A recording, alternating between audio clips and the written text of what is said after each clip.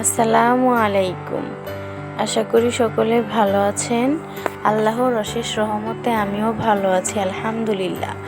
নতুন একটি ভিডিও নিয়ে হাজির হলাম। আশা করি আপনাদের সকলের কাছে অনেক বেশি ভালো লাগবে। ভালো লাগলে অবশ্যই লাইক, কমেন্ট, শেয়ার করবেন এবং চ্যানেলটি সাবস্ক্রাইব করে পাশে থাকবেন এবং কষ্ট করে সম্পূর্ণ ভিডিওটা দেখবেন, যাতে করে আমার ওয়াচ টাইম পূরণ হতে সহযোগিতা হয়। আর যারা আমার সবসময় ভিডিওগুলো দেখে থাকেন তাদেরকে জানাই অসংখ্য ধন্যবাদ। প্রতিদিনের মতো আজকেও একটি ভিডিও নিয়ে হাজির হলাম। আশা করি আপনাদের কাছেও বেশি ভালো লাগবে। তো প্রতিদিনের তো একই কাজ, সেগুলোই আর কি শেয়ার করা। আজ আমার হাজব্যান্ড দুপুরে হঠাৎ করে চলে এসেছিল, তো আমি কি রান্না করছি সেটাই আর কি আপনাদের সাথে আমি শেয়ার করছি। যেহেতু সে হঠাৎ করে চলে এসছে, এখন ঝটপট করে কি রান্না করা যায় সেটাই আর কি ভাবতেছিলাম। তাই ভাবলাম যে প্রথমে একটু ডিম ভাজি করে নিই।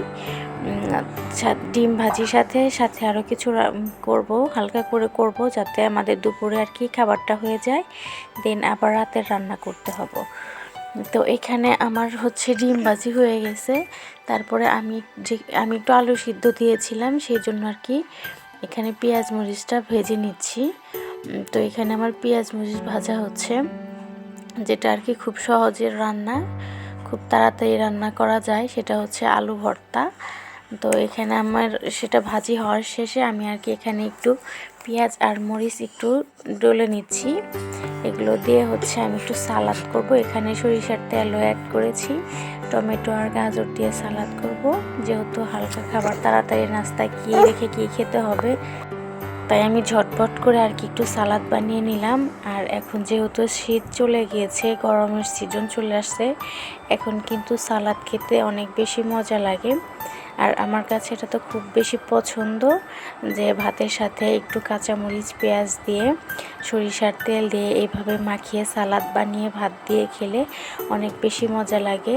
তো আপনাদের কার কার কাছে অনেক মজা লাগে সেটা কিন্তু কমেন্টে শেয়ার করতে পারেন।